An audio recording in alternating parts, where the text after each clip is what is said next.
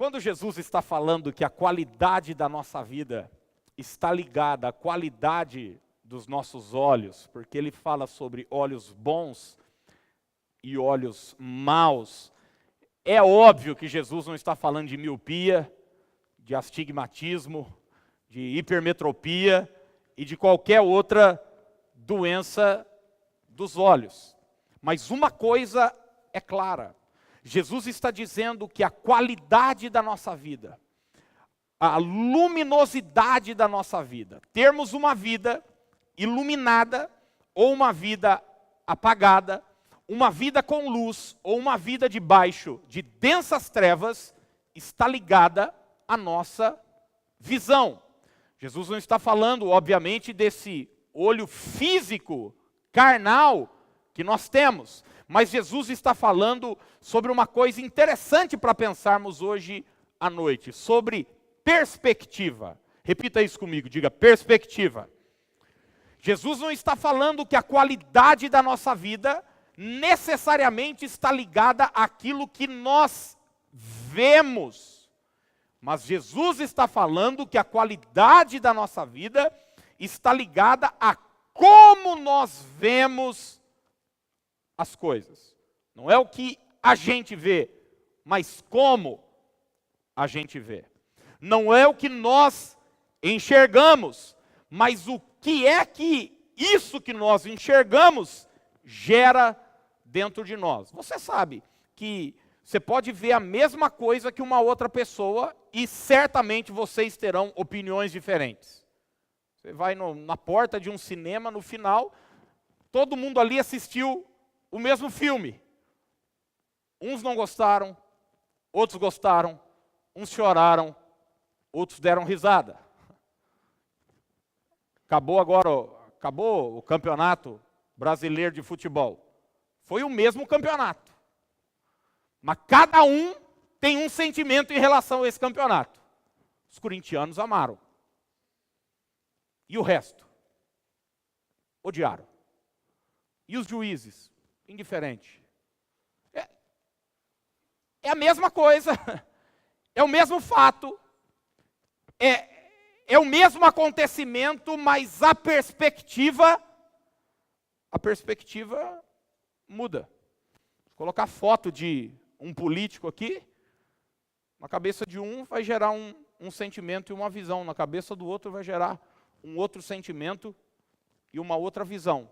Como a palavra pai para um gera um sentimento, uma figura, e em relação ao outro gera outro sentimento e outra figura. São perspectivas diferentes. Jesus está dizendo que a luminosidade, o brilho da sua vida, não depende do que você vê, mas da maneira como você vê.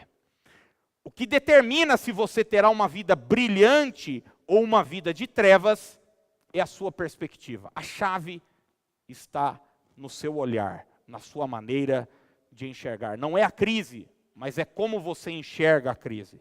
Não é a doença que você pode atravessar, mas como você encara a situação de passar por um momento de enfermidade. Não é a crítica que você recebeu, mas é como é que você enxerga e encara isso. Esses dias eu escrevi uma coisa no Facebook e tinha um erro de português, mas assim, grotesco. Eu troquei o F pelo G, não era nem tipo C cedilha por 2 S, foi mesmo um erro na hora de digitar. E uma amiga me mandou assim pelo Messenger, né, pelo privado, falou que eles corrigem lá, porque ela printou e até botou, marcou, corrige lá que está errado. E eu, na hora que eu vi, falei, pelo amor de Deus, consertei e falei para ela, brigadão, Deus abençoe. Mas eu conheço pessoas que se recebem uma palavra dessa, falam o quê? Pensando que é quem? É Pasquale Ciproneto agora, para ficar corrigindo aos outros, é Luciano Huck, que quer saber como é que soletra as palavras. Não é o que você passa, mas é como você passa. Quem entende o que eu estou dizendo pode dizer amém. E eu queria deixar hoje 3 palavras que Deus colocou no meu coração para a gente pensar sobre como são os nossos olhos. Será que os nossos olhos são bons ou será que os nossos olhos são maus?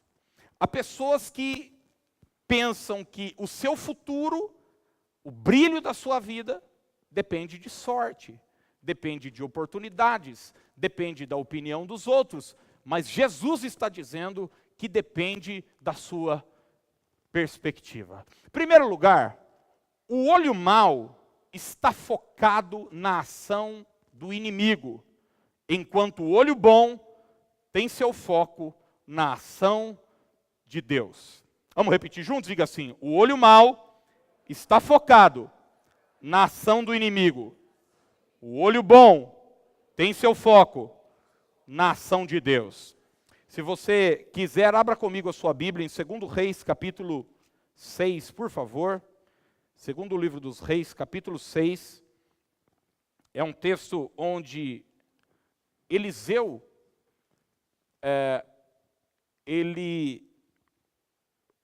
Eliseu é um profeta, e ele está conseguindo ter uma percepção espiritual de o caminho que o inimigo vai atacar Israel. E ele então avisa o rei de Israel para que o exército de Israel não seja pego de surpresa.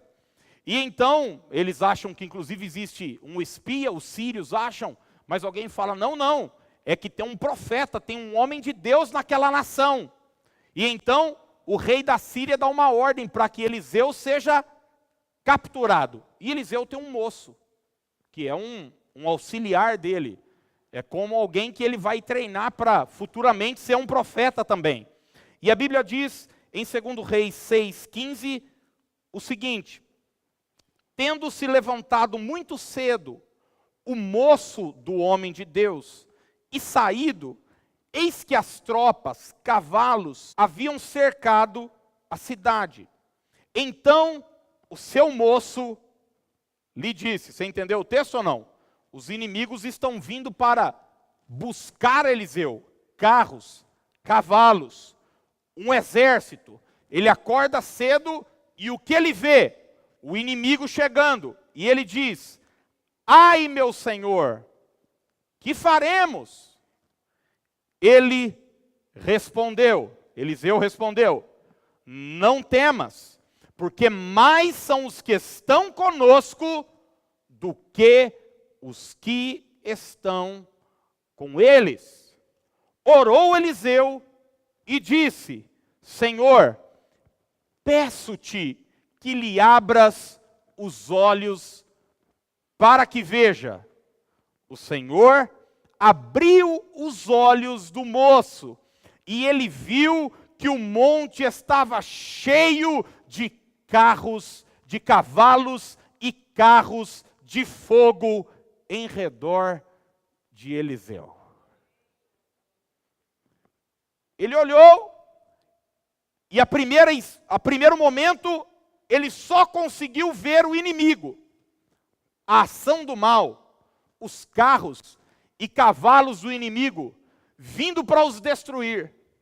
Mas quando ele avisa para o homem de Deus diz para ele o seguinte, você não precisa ter medo, porque tem mais gente do nosso lado do que do lado do inimigo.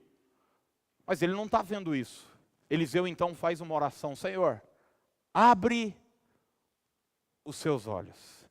E como que escamas caem dos olhos daquele moço, e ele passa a ter uma percepção espiritual, e ele consegue enxergar carros de fogo, cavalos de fogo ao redor de Eliseu. E o verso de número 18 diz, e como desceram contra ele, orou Eliseu ao Senhor e disse, fere, peço-te esta gente de cegueira, feriu de cegueira conforme a palavra de Eliseu. Deus fere os inimigos com cegueira, e o povo de Deus tem uma grande vitória. A princípio ele estava focado no inimigo, na ação do mal, mas logo em seguida ele passa a enxergar a ação de Deus. Sabe, Tem muitas pessoas que elas são aficionadas pelo diabo. Você já reparou isso ou não?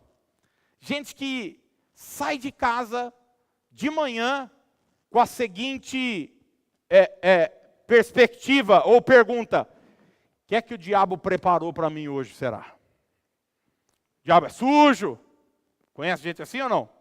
O diabo é sagaz. Ele tem aprontado umas comigo, com a minha casa, com a minha família. Vamos ver, né? Vamos ver o que é que acontece. Vamos ver o que é que tem para hoje. E daí ele sai de casa, o pneu do carro fura. O que é que ele diz? Aí, ó. Olha o Satanás aí, ó. É só um prego que estava no caminho. Ele fala, é o diabo. É o diabo. Às vezes a bateria do carro já não funcionou. Na hora de sair ele fez, ó, Satanás se levantando. Não, venceu o prazo da bateria. Precisa trocar mesmo. É assim, essas coisas acontecem. Ele tá, o cachorro derruba um vaso na casa. Ele diz, ó, o cão. É o cão, mas é o seu cão. Não é o capeta. Uma vez ligaram para a igreja lá em Rio Claro, pedindo para correr um pastor na casa de uma pessoa para orar. E a razão era o que, irmãos?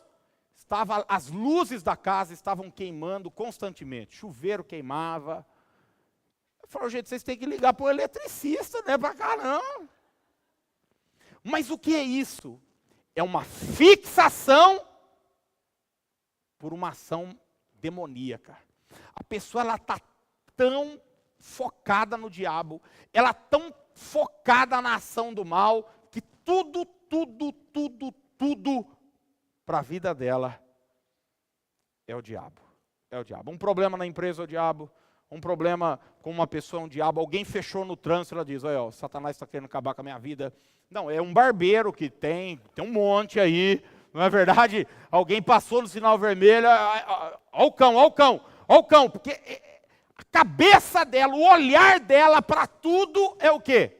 É o diabo. Ele está procurando o capeta em tudo. Eu já vi igreja que tinha um problema no som. Já viu? Principalmente nessas igrejas, dá oportunidade, daí vai tocar o playback e não funciona. Eu já vi pastor falar, irmãos, Satanás não quer que eu louve hoje.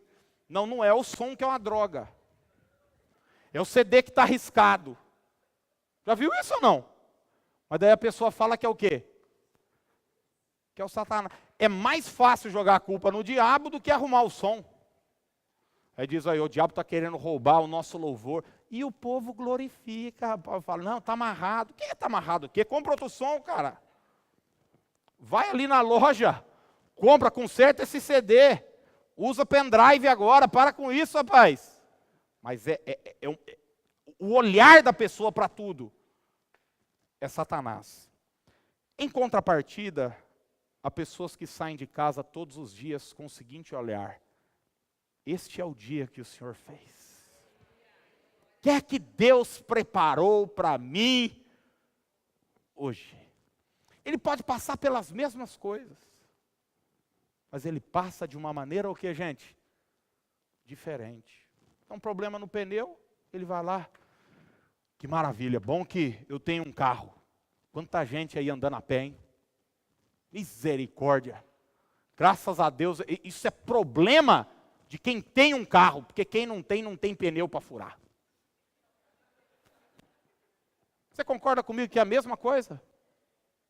Mas vista por uma perspectiva diferente. Porque como é que está o dia dessa primeira pessoa aqui?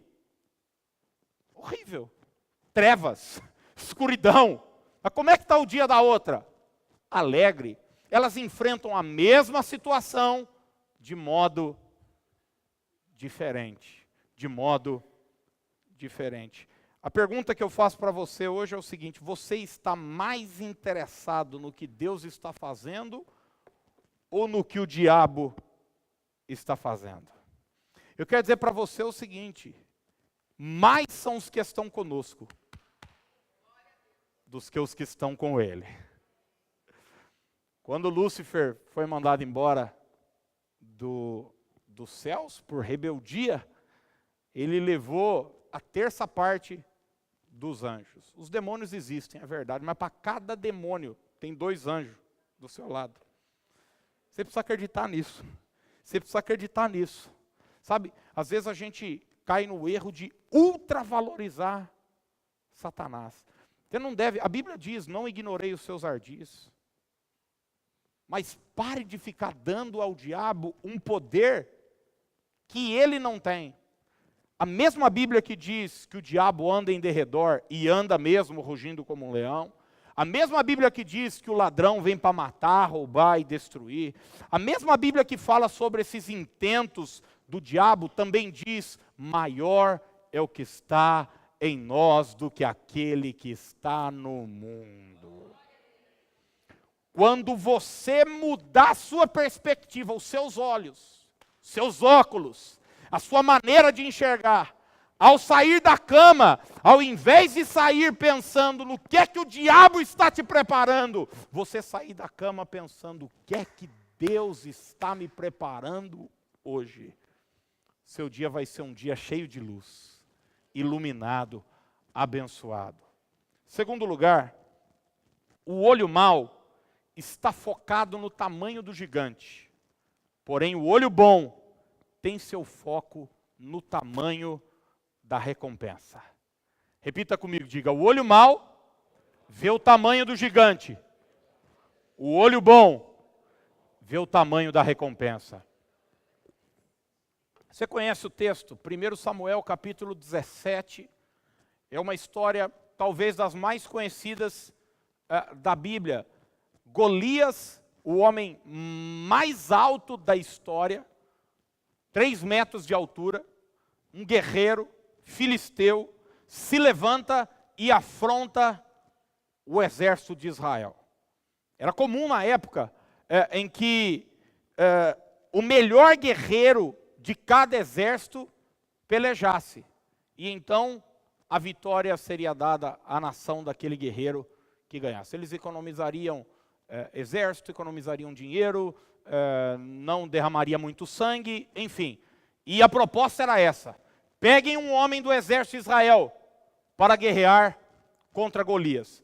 Milhares e milhares de pessoas estavam ali vendo Golias afrontar o exército de Israel. Saul faz o que então? Uma proposta. Quem tiver coragem de enfrentar o gigante Golias e matá-lo, vai receber uma recompensa. E a recompensa era a seguinte: vai se casar com a princesa. Outra coisa, eu vou dar muito dinheiro para esse cara. E tem mais uma coisa: a família dele nunca mais vai pagar imposto em Israel. 3 coisas boas, hein? Você ia pertencer à família real, ia ficar cheio da grana. Essa semana eu passei no shopping, eu vi a casa lotérica lotada.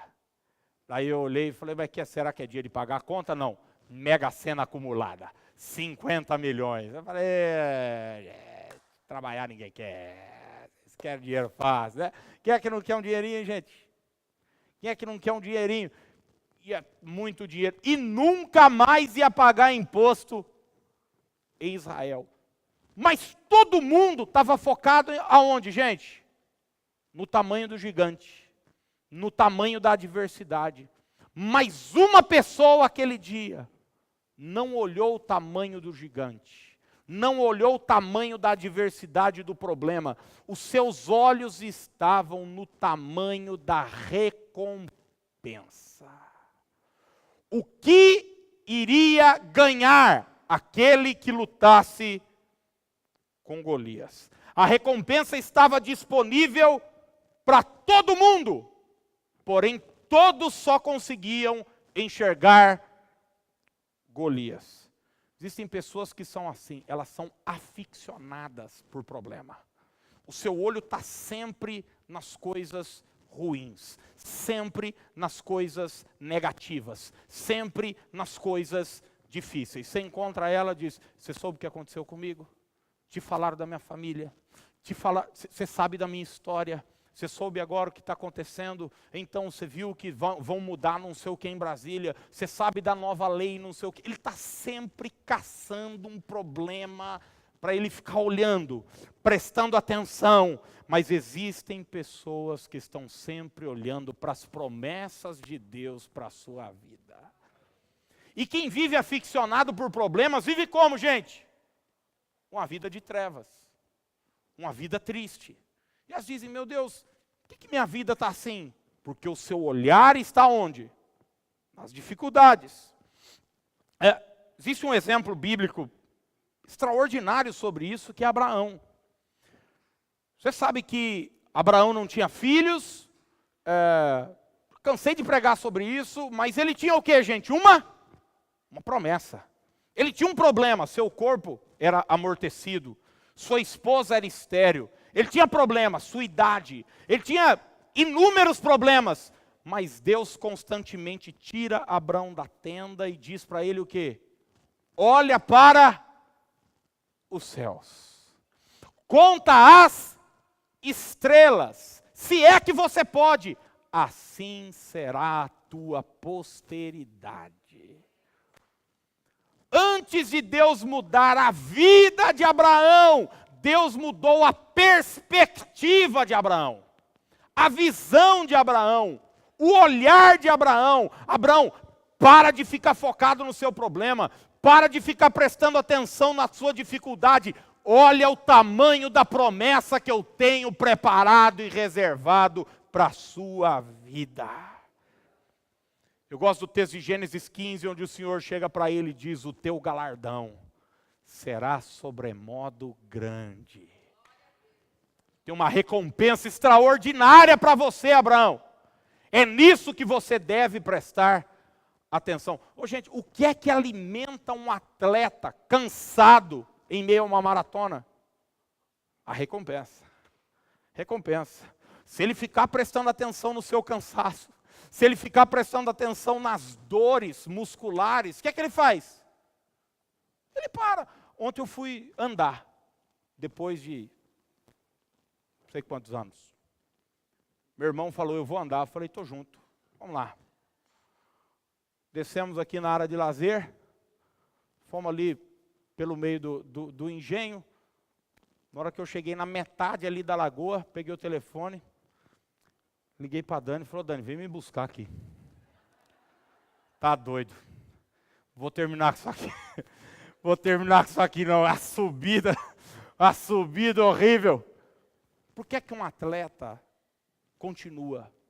Tem recompensa. Que recompensa que eu ia ter, gente? Ia ter alguma medalha aqui me esperando? A imprensa ia estar aqui, com foto do Jornal do Piracicaba, para falar, está aqui, ó, nosso atleta. Não. Falei, pô, não tem recompensa, vem logo me pegar aqui, já passa numa padaria ainda e compra uma coca. Sua vida caminha na direção da sua visão. Você caminha na direção da sua visão. Se o seu foco são os problemas, você vai ficar desanimado.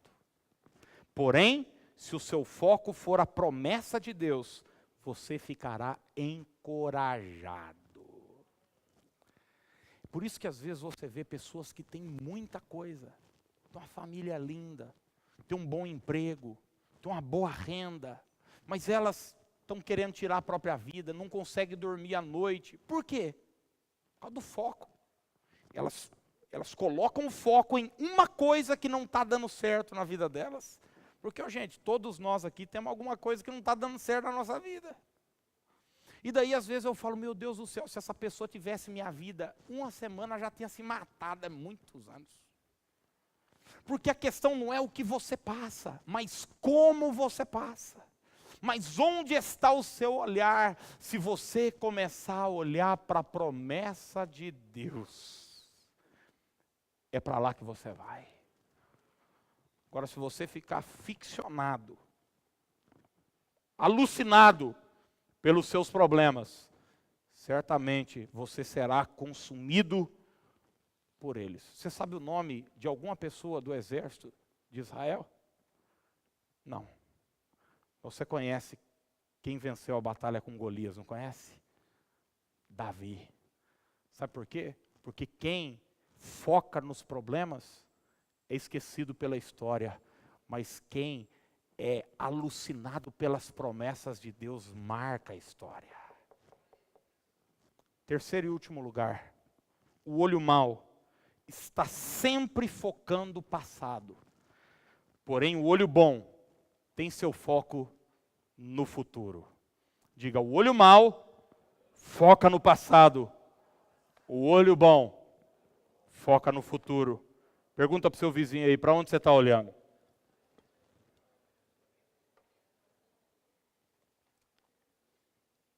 Números capítulo 13, texto conhecido da gente também. Você sabe que Moisés,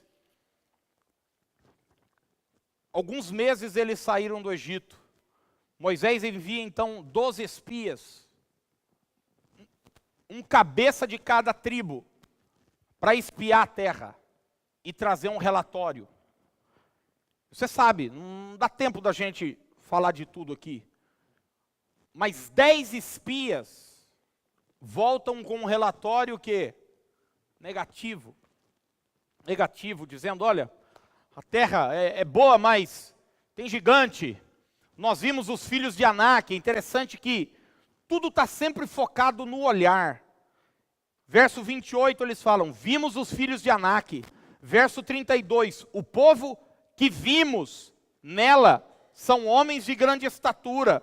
Verso 33, éramos aos nossos próprios olhos. Tudo ligado ao olhar, a perspectiva. Porém Josué e Calebe viram a mesma coisa que eles, mas viram de um jeito diferente.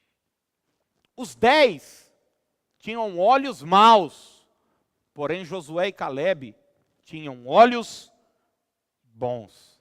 E esses que têm olhos maus dizem o seguinte, não vai dar para a gente, vamos voltar para o Egito. Vamos voltar para lá. Lá é o nosso lugar. Se a gente entrar nessa terra, nós vamos morrer, nós seremos consumidos. Mas Josué e Calebe se levantam, e eu gosto dos verbos que eles usam. Você sabe que o verbo é o que indica a ação numa frase. E os verbos que Josué e Calebe usam são o seguinte, subamos, possuamos a terra, prevaleceremos contra ela. Enquanto todos estão aficionados, olhando para trás, olhando para o passado, pensando em retroceder, Josué e Calebe estão olhando para frente. Subamos, prevaleceremos, possuamos a terra. Eu não preciso nem falar para você como é que terminou essa história, né? Dos que saíram do Egito, quem entrou na terra prometida, gente? Só 2 pessoas, Josué e Calebe. Só quem tem bons olhos, só quem encara as situações da vida numa perspectiva positiva, olhando para frente, olhando para o futuro, olhando para as promessas de Deus e para aquilo que vai acontecer.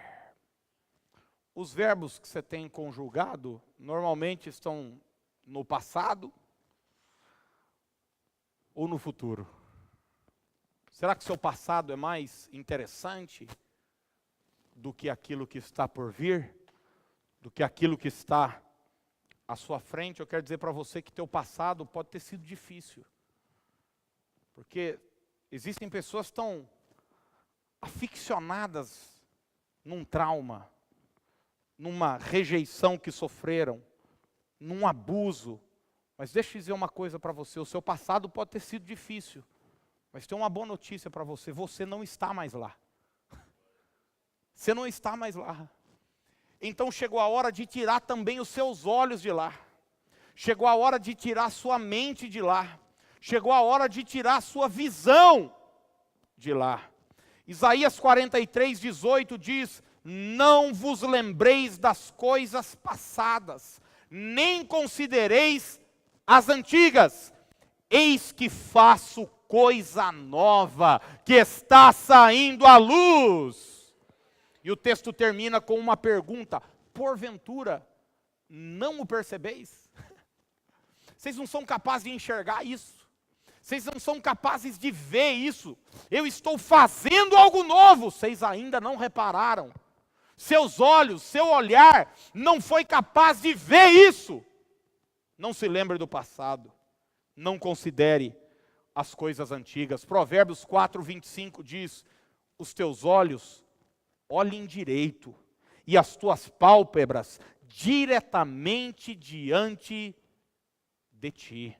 Lucas capítulo 9, verso 62, Jesus disse: ninguém que tendo posto a mão no arado, olha para trás, é apto para o reino de Deus.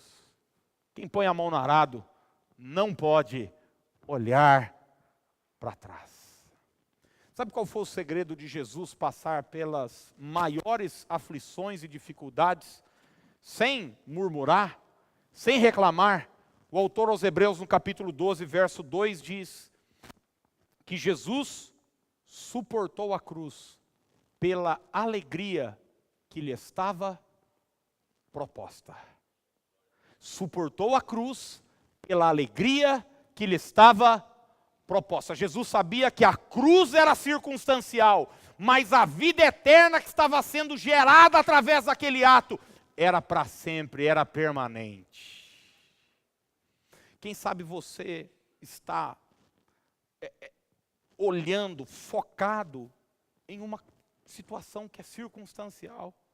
Essa dificuldade que você está vivendo vai acabar, vai passar. Jesus diz: no mundo passais por aflições, passais. As aflições são passageiras. O problema que você está vivendo hoje tem prazo de validade, ele vai acabar, Deus vai colocar um ponto final nisso. Então, o seu olhar, a sua atenção, não deve ser em coisas que são passageiras, mas nas coisas que são eternas. Tira os olhos do passado e começa a olhar para frente. Ano passado eu preguei uma mensagem que me abençoou muito, foi o encontro de José com seus irmãos. Você se lembra desse encontro? Uma das passagens bíblicas que emocionam qualquer pessoa. Depois de 2 décadas, os irmãos de José que o haviam traído, que o haviam vendido como mercadoria para o Egito, o encontram. José agora é o que, gente? Governador do Egito, um homem poderoso. É interessante que os irmãos estão ali consumidos pela culpa, olhando sempre para trás. Mas José é um homem que nunca olhou para trás. Ele sempre é consumido por seus sonhos, pela sua visão, pela promessa de Deus na sua vida. O que é curioso no texto é que os irmãos de José não o reconhecem, porém José os reconhece. Sabe por quê? Porque quem vive ligado ao passado não cresce, continua o mesmo. É fácil de reconhecer. Você já encontrou pessoas depois de anos, você fala, cara, não muda? As mesmas piadas, a mesma conversa mole, a mesma reclamação, as mesmas brincadeiras, o mesmo discurso, os mesmos probleminhas, a mesma fala. Porém, tem pessoas que você fala, nossa, não reconheci mais fulano. Cresceu, se tornou uma outra pessoa. Sabe por quê? Porque não está ligado ao passado. Ele está sendo consumido por seu futuro. Ele está acorrentado ao seu sonho. Eu quero que hoje, em nome de Jesus, você saia daqui com os olhos fixos, não no seu passado, mas naquilo que Deus está preparando para você. João 4,35, eu encerro com essas palavras. Jesus diz: não dizeis vós que ainda há 4 meses até a ceifa? Eu, porém, vos digo. Olha só, Jesus está dizendo para os discípulos, vocês podem dizer que ainda não é o momento para a ceifa, para a colheita, mas eu estou dizendo para vocês, erguei os olhos e vede. Erguei os olhos e vede. Os campos já estão brancos para a ceifa. chegou um tempo já de colheita. Jesus estava olhando uma coisa, os discípulos estavam olhando a mesma coisa, eles tinham visões diferentes. Jesus está dizendo, erga os seus olhos, mude a sua visão, mude a sua perspectiva, comece a enxergar de uma maneira diferente. Este é o teu momento, a tua hora é agora, existe já uma colheita preparada para você. A gente corrige a nossa visão, gente, não é com um colírio, não é com um óculos, mas a gente corrige a nossa visão com 3 atitudes simples. Primeira, olhe sempre para Jesus. Diga para o seu vizinho aí, diga, olhe sempre para Jesus. Deixa eu dizer uma coisa, pare de olhar para o diabo. O diabo é um derrotado. O diabo não tem nada para você. Pare de ficar olhando a ação do inimigo. Olhe para o autor e consumador da tua fé. Firmemente para ele. Olhe para as promessas. Diga aí para o vizinho, diga, olhe para as promessas. Quem aqui tem promessa de Deus para a sua vida? Ah, gente, eu saio de casa todo dia falando, será que é hoje, gente? Se for, hein? Se for hoje que vai se cumprir, hein? Olhe para a promessa, isso vai te deixar energizado, animado. E em terceiro e último lugar, olhe sempre para frente. Quem vive de passado é museu, professor de história. Você não tem que estar ligado àquilo que passou. Alguém aqui trabalha em museu ou não? Não, né? Alguém aqui dá aula de história? Não também. Então, os professores de história hoje não vieram. Então, a gente pode falar mal deles. Brincadeira. Mas olha para frente. O que Deus preparou para você. Eis que faço coisa nova. Será que você consegue perceber? Se os seus olhos forem bons, todo o teu corpo terá luz. Não é o que acontece com você, mas é como você enxerga o que acontece com você. Eu já vi pessoas ficarem desempregadas e ficarem desesperadas. Eu já vi pessoas ficarem desempregadas e pensarem o seguinte, eu acho que chegou a hora de eu montar meu próprio negócio e darem a volta por cima. Eu já vi pessoas serem abandonadas por um namorado e acharem que o mundo acabou. Eu já vi outras serem abandonadas e dizer o seguinte, eu acho que Deus está me livrando de algum enrosco lá na frente. É a mesma coisa, com uma perspectiva o quê? Diferente. Saia daqui com bons olhos, em nome de Jesus. Amém ou não, gente? Vamos ficar de pé para nós orarmos.